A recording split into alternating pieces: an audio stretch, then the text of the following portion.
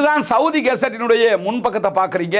அதில் அவங்க என்ன சொல்லியிருக்கிறாங்கன்னு கேட்டால், காசா மக்களுக்கு சவுதி அரேபியா வழங்கி இருக்கக்கூடிய உதவிகளுக்கு காசா மக்கள் நன்றி தெரிவிக்கிறார்கள் என்று ஒரு பொம்பளை பேசுகிற ஒரு வீடியோவையும் போட்டு பின்னாடி சவுதி அரேபியா கொடுக்கிற அந்த பொருட்களுடைய சில காட்சிகளையும் போட்டு இந்த செய்தியை வெளியிட்டிருக்கிறார்கள். ஜெருசலத்தில் நம்முடைய மூன்றாவது புனிதத்தலம் இருக்கக்கூடிய நிலையில் அதை பாதுகாப்பதற்கு முயற்சி எடுக்க வேண்டியவர்கள், நாங்கள் காசா மக்களுக்கு உணவு கொடுத்து அந்த மக்கள் எங்களுக்கு தேங்க்ஸ் பண்ணினாங்க என்று சொல்லி ஒரு பெரிய கட்டுரையை எழுதி இருக்கிறாங்க.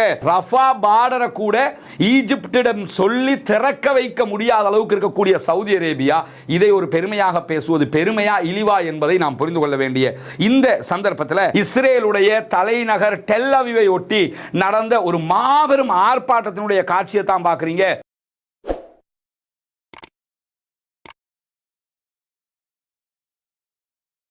அன்பிற்கினிய சகோதர சகோதரிகளை நம் அனைவர் மீதும் ஏக இறைவனுடைய அமைதியும் கருணையும் உண்டாகட்டுமாக. அஸ்ஸலாமு அலைக்கும் வரஹ்மத்துல்லாஹி வபரகாத்துஹு. காசாவினுடைய இஸ்ரேலிய ஆக்கிரமிப்பு இராணுவத்தின் தாக்குதல்கள் தொடர்ந்தும் 693 நாட்களாக இன்றைக்கும் தொடர்ந்து நடைபெற்று வரக்கூடிய நேரத்தில் காசாவில் இதுவரைக்கும் 79,000 அப்பாவிகள் கொல்லப்பட்டிருக்கிறார்கள், ஷஹீதாகி இருக்கிறார்கள். அதே நேரத்தில் காசாவில் கிட்டத்தட்ட 1,53,000 சகோதரர்கள் படுகாயம் அடைந்திருக்கிறார்கள் என்கிறது காசாவினுடைய சுகாதார அமைச்சகம்.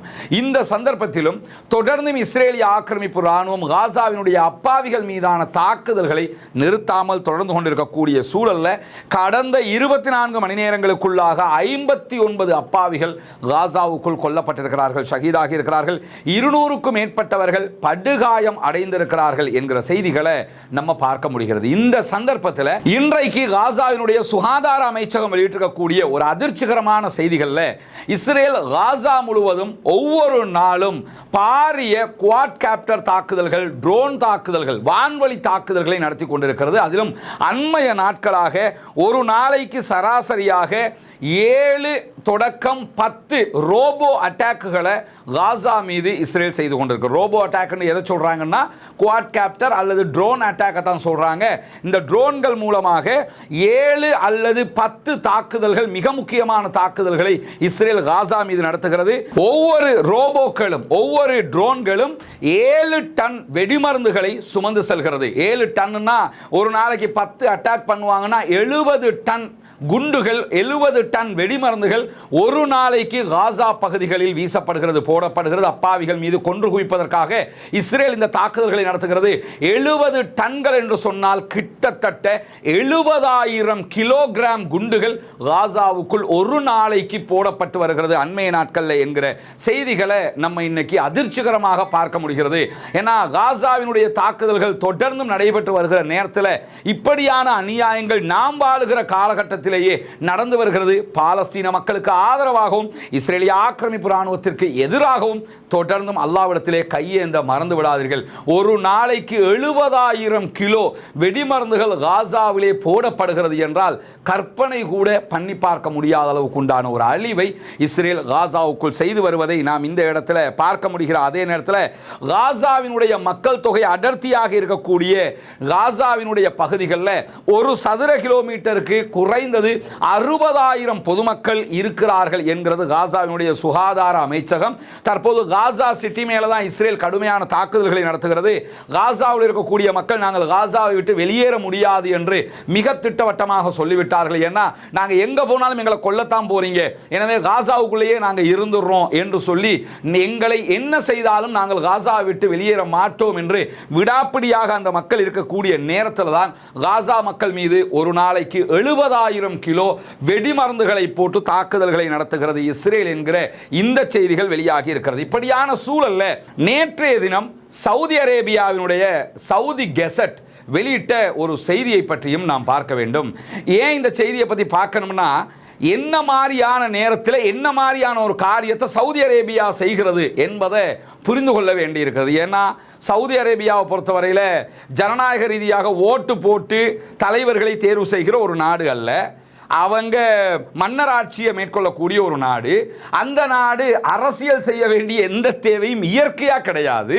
ஏன்னா அரசியல் பண்ணுறதுக்கு அடுத்த எலெக்ஷனில் வெல்லணுங்கிற தேவை இருந்தால் தானே அந்த அரசியல் பண்ணணும். எலெக்ஷனே இல்லைன்னும் போது எதுக்கு அந்த தேவைங்கிற கேள்வியும் எழக்கூடிய ஒரு நிலை இருக்கக்கூடிய சூழலில் ஒரு சீப் பாலிடிக்ஸ் சொல்லுவாங்கல்ல, கீழ்த்தரமான அரசியல் என்று பார்க்கப்படுகிற ஒரு வேலையை இன்றைக்கு சவுதி அரேபியா செய்திருப்பதை நம்ம பார்க்க முடியும்னா, சவுதி கெசட்டினுடைய செய்தி தொகுப்பை நீங்க இதுல பார்க்கலாம். இதுதான் சவுதி கெசட்டினுடைய முன்பக்கத்தை பார்க்கறீங்க.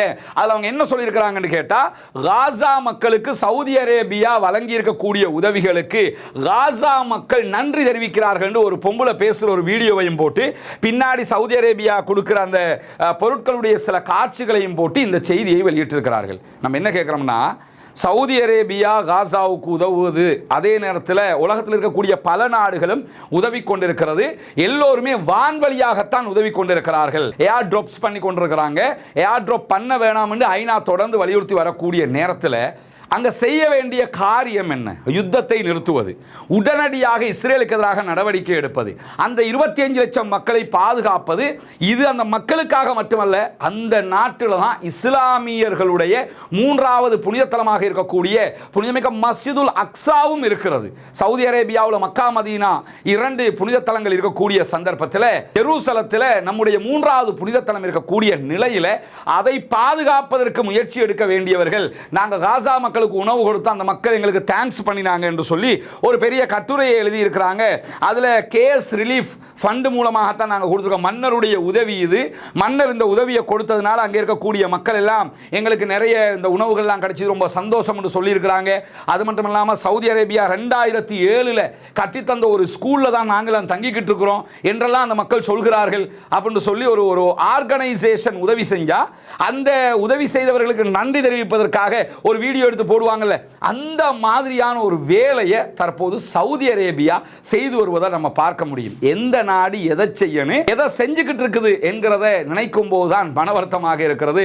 இந்த செய்தியை பார்த்து முடிய இதை சொல்ல வேண்டும் என்கிற ஒரு நிலை எடுத்த காரணத்தினால தான் இதையும் கொண்டு வந்து சொல்லியிருக்கிறோம். ஏன்னா இந்த சவுதி என்ன பண்ணுகிறது தெரியுமா என்று சொல்லக்கூடிய சகோதரர்கள் இதையாவது கொஞ்சம் பாருங்க. இந்த மாதிரி உணவுகளை சவுதியை விட கூடுதலாகவே மற்ற நாடுகள், அப்படி பார்த்தா ஜோர்தான் நிறைய ஏர் ட்ராப் பண்ணியிருக்கிறாங்க. ஜோர்தான் தான் கொண்டு போட்டுக்கிட்டே இருக்கிறாங்க. ஆனால் அதை செய்ய வேணாம்னு ஐநா சொல்லிக்கிட்டு இருக்குது. உணவு கொடுக்கிறது ரஃபா பார்டரை திறங்க, ரஃபா பார்டரை கூட ஈஜிப்திடம் சொல்லி திறக்க வைக்க முடியாத அளவுக்கு இருக்கக்கூடிய சவுதி அரேபியா இதை ஒரு பெருமையாக பேசுவது பெருமையா இழிவா என்பதை நாம் புரிந்து கொள்ள வேண்டிய இந்த சந்தர்ப்பத்தில் காசா மீதான யுத்தத்தை நிறுத்த கோரி இஸ்ரேல் முழுவதும் பாரிய ஆர்ப்பாட்டங்கள் நடைபெற்று வருகிறது. அதனுடைய காட்சிகளும் இன்றைக்கு வெளியாகி இருப்பதை நம்ம பார்க்க முடியும்.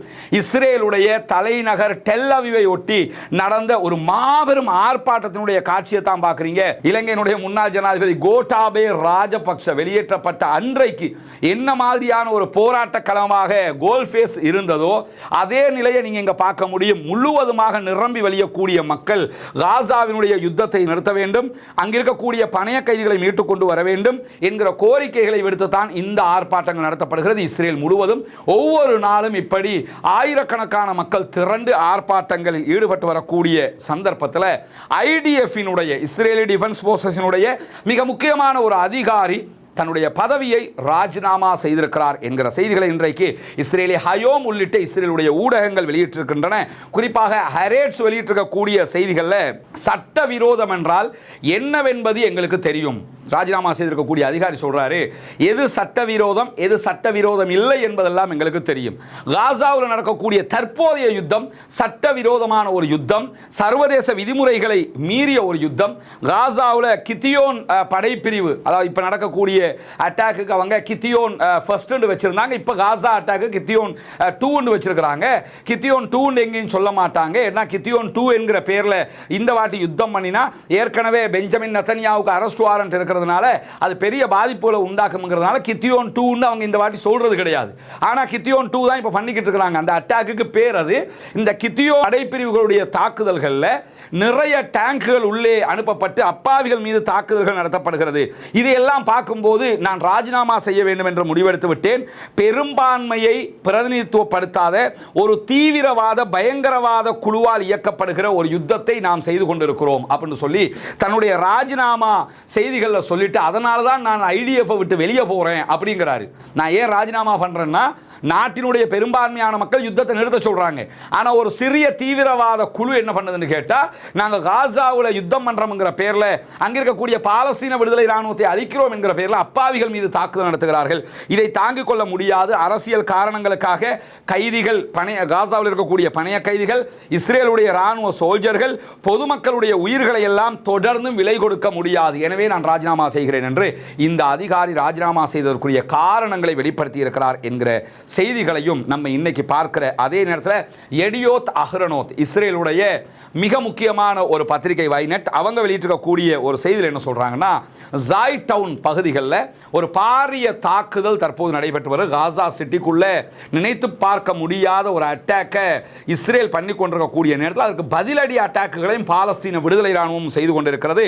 இந்த பதிலடி தாக்குதல்களில் இஸ்ரேலிய ஆக்கிரமிப்பு ராணுவத்தினுடைய கவச படை பிரிவு இருக்கிறாங்களா இல்லையா, மெர்காவா டேங்கை கொண்டு போற படைப்பிரிவு, இந்த படைப்பிரிவினுடைய துணை தளபதியை பாலஸ்தீன விடுதலை ராணுவம் குறிவைத்து அட்டாக் பண்ணி இருக்கிறாங்க.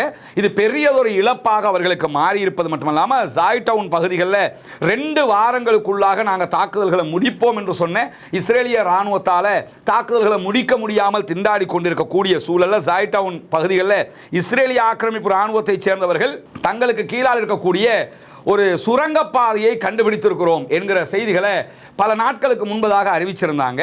அந்த சுரங்கப்பாதை கைவிடப்பட்ட ஒரு சுரங்கப்பாதை என்று சொல்லி இருந்தது பாலஸ்தீன விடுதலை ராணுவம். இங்கே என்ன கவனிக்கணும்னா, காசாவில் இருக்கக்கூடிய பூமிக்கு கீழே முழுவதும் சுரங்கப்பாதைகள் இருக்கிறது. இந்த சுரங்கப்பாதைகள் ஒன்றோடு ஒன்று ஜாயிண்டாக இருக்கக்கூடிய சுரங்கப்பாதைகள் என்றுதான் சர்வதேசம் முழுவதும் பேசப்படுகிறது. ஆனால் ஒரு ஷாக்கான விவகாரம் என்னன்னா, ஒரு சுரங்கப்பாதையை கண்டுபிடித்ததாக இஸ்ரேல் சொல்லி அந்த சுரங்கப்பாதையில் ஒரு குறிப்பிட்ட தூரம் ஒரு 250-300 மீட்டர் போனாங்கன்னா அதை தாண்டி போறதுக்கு எந்த பாதைகளும் இல்லாத ஒரு நிலை அவர்களுக்கு உண்டாகி விடுகிறது. காரணம் என்னன்னா, அதை தாண்டி போகும்போது அதை கைவிட்டுட்டு போயிட்டாங்கன்னா பாலஸ்தீன விடுதலை அமைப்பு முழுவதுமாக அதை துண்டிச்சுட்டு போயிடுறாங்க. வேற எந்த சுரங்க பாதைகளோடும் தொடர்பு இல்லாமல் ஆக்கிடுறாங்க. அதை எப்படி பண்றாங்கிறது யாருக்கும் தெரியல. ஆனால் இந்த சுரங்கப்பாதை தான் ஏற்கனவே கைவிடப்பட்ட சுரங்கப்பாதையாக இஸ்ரேலாலே அறிவிக்கப்பட்டிருந்தது. அந்த சுரங்கப்பாதையை மீண்டும் தயார் செய்து அதன் வழியாக வந்து தான் தாக்குதல் நடத்தி இருக்கிறாங்க. அப்படின்னா என்ன அர்த்தம்னு கேட்டால், ஒரு சுரங்கப்பாதையை அழிப்பதற்கு தெரிகிற பாலஸ்தீன விடுதலை ராணுவத்திற்கு யுத்த காலத்திலேயே மீண்டும் அதை உண்டாக்கி அதனோடு ஜாயிண்ட் பண்ணி அதுக்கு அதே வழியாக வந்து தாக்குதல் நடத்துவதற்குரிய உக்தியை அவர்கள் மிக தெளிவாக கையாண்டு வருகிறார்கள். அந்த அடிப்படையில் தான் ஜாய் டவுன் பகுதிகளில் இந்த தாக்குதல் நடத்தப்பட்டிருக்கிறது. எனவே பாலஸ்தீன விடுதலை அமைப்பினுடைய தாக்குதல்களை எதிர்கொள்ள முடியாமல் அவர்களுடைய திறமைகளை கண்டு இஸ்ரேலிய ஆக்கிரமிப்பு ராணுவம் அதிர்ச்சி அடைகிறது என்கிறது எடியோத் அஹ்ரோனோத் என்கிற இஸ்ரேலிய பத்திரிகை என்கிற செய்திகளையும் இன்றைக்கு பார்க்கிற அதே நேரத்தில் பிரித்தானியா இன்றைக்கு ஒரு முக்கியமான காரியத்தை பண்ணியிருக்கிறாங்க. நமக்கு தெரியும், இந்த பாலஸ்தீன விவகாரத்தில் இவ்வளவு பிரச்சனைக்கு காரணமே பிரிட்டன் தான். 2ஆம் உலக மகா யுத்தத்தில் இவங்க தான் பாலஸ்தீன நாட்டுக்குள்ளே இஸ்ரேலுங்கிற ஒரு நாட்டை உண்டாக்கி இவ்வளவு பெரிய பிரச்சனையை உண்டாக்கியதே பிரித்தானியா தான். இந்த பிரித்தானியா தற்போது களம் மாறி இருக்கிறது. ஆஸ்திரேலியாவினுடைய நிலை மாறி இருக்கிறது, நார்வேயினுடைய நிலை மாறிவிட்டது, ஸ்பெயினுடைய நிலை மாறிவிட்டது, இத்தாலி திரும்பி பார்க்கிறது. இப்படி ஐரோப்பாவினுடைய பல நாடுகளிலும் பாலஸ்தீன ஆதரவு பேரியக்கங்கள் உருப்பெற்று பாலஸ்தீனத்தை தனிநாடாக அங்கீகரிக்கணும் என்கிற நிலைகள் எல்லா நாடுகளிலும் உருப்பெற்று வரக்கூடிய சூழல்ல தான் இப்பொழுது பிரித்தானியாவிலும் அதே அழுத்தம் உருவாகி இருக்கு. பிரித்தானியாவுடைய பிரதமர் ஸ்டாமருக்கு நகர முடியாத அளவுக்கு அழுத்தங்கள் ஏற்பட்ட சூழல்ல தான் காசாவில் தொடர்ந்து இஸ்ரேல் யுத்தத்தை செய்தால் செப்டம்பர் மாதம் நாங்களும் பாலஸ்தீனத்தை தனிநாடாக அங்கீகரித்து விடுவோம் என்கிற எச்சரிக்கையை கூட ஸ்டாமர் விடுத்திருந்தார். ஆனால் அதையும் மீறி காசாவில் தொடர்ந்து இஸ்ரேல் தாக்குதல்களை நடத்தி வருகிற போது இன்றைக்கு என்ன பண்ணியிருக்கிறாங்கன்னா, பிரித்தானியா ஒரு வரலாற்று முடிவை எடுத்திருக்கிறார்கள். அது என்ன ஒரு முக்கியமான முடிவுன்னா, வரலாற்றில் முதல் தடவையாக எக்காரணம் கொண்டும் எதிர்வருகிற செப்டம்பர் மாதம் பிரித்தானியாவில் நடைபெறுகிற உலகின் மிக பிரம்மாண்டமான ஆயுத கண்காட்சியில் இஸ்ரேலுடைய அதிகாரிகளோ இஸ்ரேலுடைய நிறுவனங்களோ பங்கெடுக்க கூடாது என்கிற தடை விதிக்கப்பட்டிருக்கிறது. பிரித்தானியாவில் உலகத்தில் மிகப்பெரிய ராணுவ கண்காட்சிகளில் ஒன்று நடைபெறும், செப்டம்பர் மாதம் நடைபெறுகிற கண்காட்சி. அந்த கண்காட்சியில் பல நாடுகள் கலந்து கொள்ளும், குறிப்பாக இஸ்ரேல் கலந்து கொள்வாங்க. இஸ்ரேலுடைய தொழில்நுட்ப வல்லுநர்கள், இஸ்ரேலுடைய அதிகாரிகள், ராணுவ தளபதிகள் என்று பல பேரும் கலந்து கொள்வார்கள். அவங்களுடைய கண்டுபிடிப்புகள், அவர்கள் அவருடைய ஆயுதங்களை காட்சிப்படுத்துவாங்க. இந்த காட்சிப்படுத்தலுக்கு எதிர்வருகிற செப்டம்பர் மாதம் நாங்கள் அவர்களுக்கு ஒரு குறிப்பிட்ட அனுமதியை தான் கொடுப்போம்னு மே மாதமே பிரித்தானியா அறிவிச்சிருந்தாலும் இப்பொழுது எந்த அனுமதியும் அவர்களுக்கு கிடையாது, உள்ளே நுழையக்கூடாது என்கிற தடையை விதித்திருக்கிறார்கள் என்பது இவர்களுக்கு ஏற்பட்டிருக்கக்கூடிய, இஸ்ரேலுக்கு ஏற்பட்டிருக்கக்கூடிய மிக பெரும் அவமானமாக, இழிவாக இருக்கக்கூடியதை நம்ம பார்க்க முடியும். இஸ்ரேல் வெளியிட்டிருக்கக்கூடிய அறிக்கையிலே என்ன சொல்றாங்கன்னு சொன்னா, இது மிக பெரும் அவமானமாக மாறி இருக்கிறது, எங்களை நீங்கள் தடுத்திருக்க கூடாது என்று சொல்லி ரொம்ப அழுது புலம்பி இருக்கக்கூடிய செய்திகளும் வெளியாகி இருக்கக்கூடிய சூழல்ல தான் இன்றைக்கும் ஸ்பெயினுடைய வெளிவிவகார அமைச்சர் ஒரு முக்கியமான அறிவிப்பை விடுத்திருக்கிறார். ஐரோப்பா நாடுகளிலேயே ரொம்ப முந்திக் கொண்டு வந்து பாலஸ்தீனத்திற்காக நின்றவர்கள் ஸ்பெயின். அவர்களுடைய அரசாங்கம் இன்றைக்கும் அவங்க வெளியிட்டிருக்கக்கூடிய ஒரு அறிக்கையில் என்ன சொல்றாங்கன்னா, இஸ்ரேலுக்கான ஆயுத விற்பனை தடையை நாங்கள் எதிர்வருகிற ஐரோப்பிய ஒன்றியத்தினுடைய கூட்டத்தில் கோரிக்கையாக விடுக்க இருக்கிறோம். காசாவினுடைய யுத்தம் நிறுத்தப்பட வேண்டும் என்பதற்கான திட்டத்தை நாங்கள் ஐரோப்பிய யூனியனுடைய கூட்டத்தில் முன்வைக்க இருக்கிறோம். அதே நேரத்தில் காசாவில் பஞ்சத்தை முடிவுக்கு கொண்டு வந்து அவசர நடவடிக்கைகள் எப்படியெல்லாம் எடுக்கணுங்கிற ஒரு பெரிய திட்டத்தையே நாங்கள் உருவாக்கி. இது அப்படியே ஐரோப்பிய யூனியனுக்கு நாங்கள் ஒப்படைப்போம்.